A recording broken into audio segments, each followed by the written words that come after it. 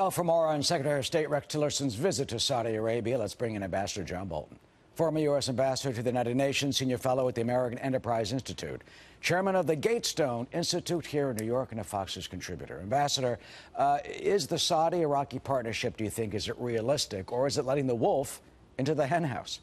No, I don't think it's realistic. I think if the Saudis want to take a fling at it, it can't really do any harm.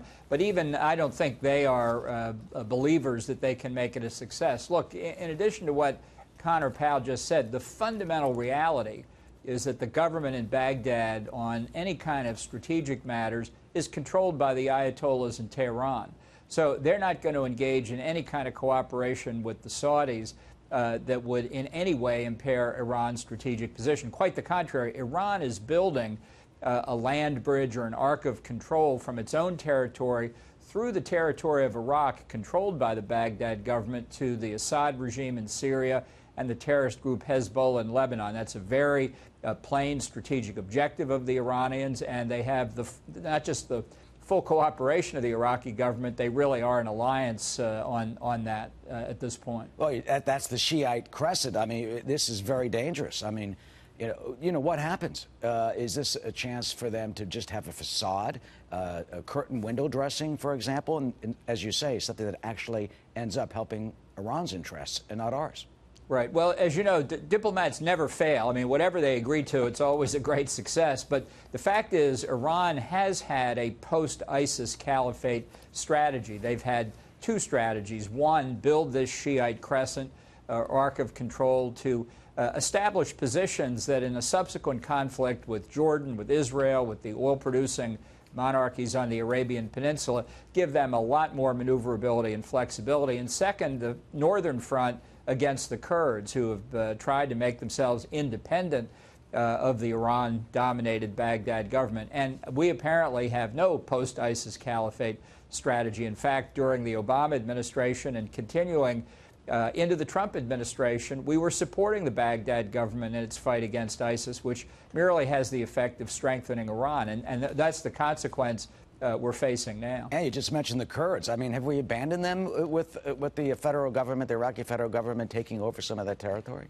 Well, I think the administration is just wrong in opposing Kurdish independence and calling on both sides to cease hostilities. I mean, the fact is that Iraq took advantage of the collapse of ISIS military forces near Raqqa. They saw it coming for some time, and they moved their own military and some of the Shia militia to Kirkuk in order to take it back from the Kurds. Had nothing to do, I think, with the Kurdish independence referendum. I think that's a pretext, not really a cause. But the fact is, the Kurds are now at a real disadvantage. They've been our best friend in the conflicts in that region, other than the Israelis.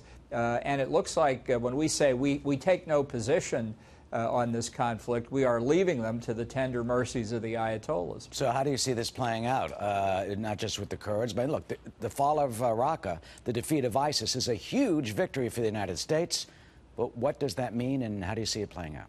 Well, it is a significant victory in eliminating the territorial caliphate in Syria and Iraq. That's true. But it doesn't mean the end of ISIS by any stretch of the imagination. A lot of their leaders have exfiltrated to Libya, to Yemen, to Afghanistan to continue their terrorist activities. And it gives more of an opportunity to Iran at this point, I'm afraid, to expand their sway in the region as part of the larger conflict. We didn't have a longer-term strategy. I think we can get one. I think we need to come to the support of an independent Iraqi Kurdistan. I don't think Iraq is ever coming back together except by military force that Iran would exert. And I just think that's entirely bad news. Look, the regime in Iran, whatever you think of their nuclear program, which I think is continuing, remains on the U.S. list of state sponsors of terrorism. It's been the biggest financer of terrorist activity since the revolution of 1979, and there's no reason to allow Iran to escape the isolation that we've tried to impose on them. Iran is number one, as you point out, on that list, and it remains emboldened. Ambassador John Bolton, always good to see you every Sunday. Thank you.